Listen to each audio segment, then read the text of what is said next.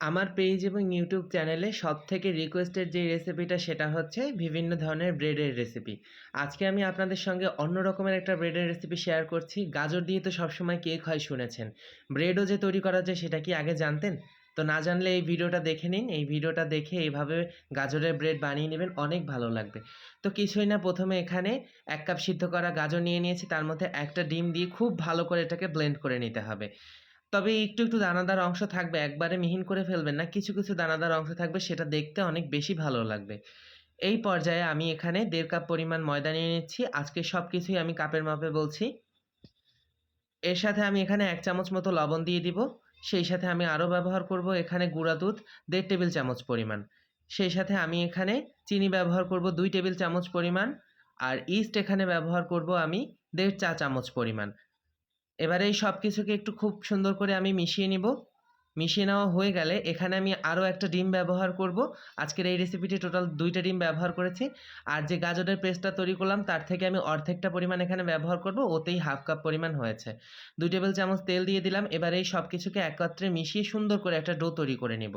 এই ডো তৈরি করার জন্য এক্সট্রা কোনো ধরনের পানি দেওয়ার প্রয়োজন নেই, এমনিতেই ডোটা এভাবে সুন্দর করে তৈরি হয়ে যাবে। তো ডোটা যখন এভাবে তৈরি হয়ে যাবে তখন এটাকে ঢেকে রেখে দিব ৩০ মিনিটের জন্য ফার্মেন্টেশন হওয়ার জন্য।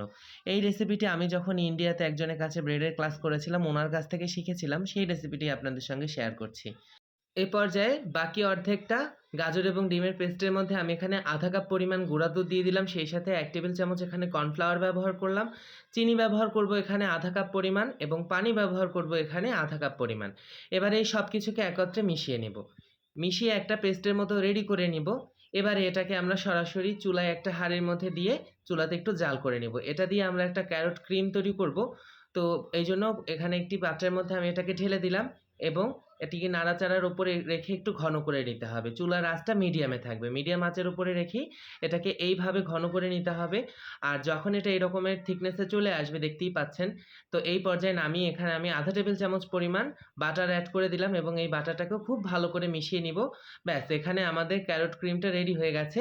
এটা শুধুমাত্র আপনি এই ব্রেডের ফিলিংয়ের ক্ষেত্রে না, আপনি ক্রোসেন্টের মতো ফিলিং হিসেবে এটা ব্যবহার করতে পারেন বা তেলচিয়া বানের মধ্যেও ব্যবহার করতে পারেন, খুবই ভালো লাগবে। তো যাই হোক, এটা আমার রেডি হয়ে গেছে। অন্যদিকে ৩০ মিনিটের মধ্যে ডোটা ফুলে কিন্তু ডাবল হয়ে গেছে। ডোটাকে আমি বন্ধ মাইক্রোওয়েভের মধ্যে রেখে দিয়েছিলাম, এতে করে আরও তাড়াতাড়ি ফুলে গেছে। এবার এটাকে আমি নামিয়ে নিচ্ছি এবং সামান্য একটুখানি ময়দা ছিটিয়ে নিয়ে এটাকে ৪ কোণা শেপে করে বেলে নিব। চেষ্টা করতে হবে যেন ৪ কোণা করে বেলা যায়। একদম সুন্দর করে এটাকে আমি ৪ কোণা করে বেলে নিচ্ছি। ৪ কোণা করে যখন এটা বেলে নেওয়া হয়ে যাবে, ওই পর্যায়ে আগে থেকে রেডি করে ঠান্ডা করে রাখা যে গাজরের ক্রিমটা আছে সেটা খুব সম্পূর্ণ জায়গায় খুব সুন্দরভাবে দিয়ে দেব। এই পর্যায়ে আপনারা চাইলে এর মধ্যে বাদামের কুচি, ড্রাই ফ্রুটস যে কোনো কিছু চেলসিয়া বানের মতো আপনার পছন্দ মতো ব্যবহার করতে পারেন। আর নরমাল ইস্ট ডো আর পেস্ট্রি ক্রিম দিলেই কিন্তু সেটাই চেলসিয়া বান হয়ে যায়। এইভাবেই তৈরি করতে হয়। এটাকে এভাবে রোল করে নিচ্ছি এবং সাইডটাকে খুব ভালো করে সিল করে নিচ্ছি যাতে কোনোভাবেই খুলে না যায়। এবারে আমি এটাকে কেটে নিচ্ছি। আমি একটি ধারালো ছুরির সাহায্যে এটাকে এভাবে টুকরা করে কেটে নিচ্ছি। ১.৫ ইঞ্চি করে একটা টুকরা হবে, এরকমের করে আমি এটাকে কেটে নিলাম। এবারে একটি ৭ ইঞ্চি প্যানের মধ্যে আমি বাটার গ্রিস করে নিয়েছিলাম এবং তার মধ্যে আমি একে ব্রেডের প্রত্যেকটা অংশকে এভাবে সাজিয়ে দিলাম। এটা দেখতে এরকমের একটা শেপের মতো হবে বা একটা ফুলের মতো হবে। এই পর্যায়ে আমি ওপরে ২ টেবিল চামচ গুঁড়া দুধ এবং ১ চামচ চিনিকে একসাথে একটু পানির মধ্যে গুলিয়ে নিয়েছিলাম, সেটা ব্যবহার করলাম।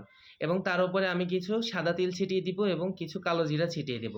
এই ২ টাই অপশনাল, চাইলে এই ২ টাই এখানে বাদ দেওয়া যায় বা উপর থেকে চাইলে একটুখানি গাজরের কুচিও ছিটিয়ে দিতে পারেন।